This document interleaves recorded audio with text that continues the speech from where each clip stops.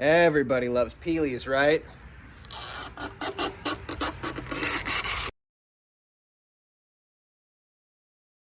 Greetings, friends. Welcome back to the channel. So today we got a quick project. These old halogens are ugly, and I got some shiny new LEDs to slap in there. So let's just go ahead and get right to it. The Jeep has had these halogens since I bought it, and it even looks like someone shot it with a BB gun at some point. I don't know. They've always been ugly, and I'm ready to replace them. So to get the light covers out, there's 2 screws up at the top. Then holding the lights in, there's 4 screws. Now, looking at this in retrospect, I should have started from the bottom, but it's not really a big deal. I had to hold it in place a little bit, but it still came out. I had to wrestle with the plug a little bit, but a couple of aggressive jiggles and it came right out.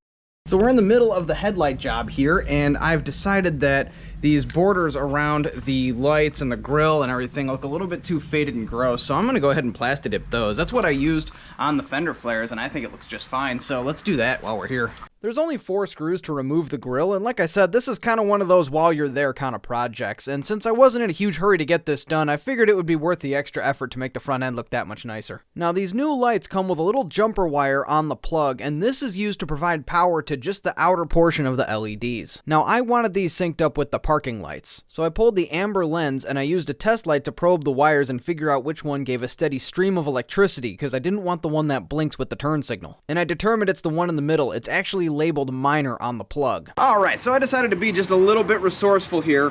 These jumpers came with the headlight pack and you don't need them for this job, so I'm actually repurposing these wires. I had to kind of carve them down a little bit to be able to fit. These things actually ended up working out pretty well. I know I probably should have used a wire purpose made for this kind of thing, but it worked out just fine. I spliced open the one that was labeled minor and I attached in that jumper wire, and I hooked it back together with a butt connector. Again, I probably should have used a soldering iron, but I didn't have one with me and I didn't want to go out and buy one, so I just used a butt connector and it worked out. I wrapped it, of course, in a liberal amount of electrical tape. Let's be honest, this is an XJ with 200,000+ miles on it. Wrapping things in an excessive amount of electrical tape isn't gonna hurt nothing. I plugged in my repurposed jumper wire, wrapped that in a liberal amount of electrical tape, then I attached the big green plug, which was for the entire LED assembly. I made sure it went into the connector nice and snug.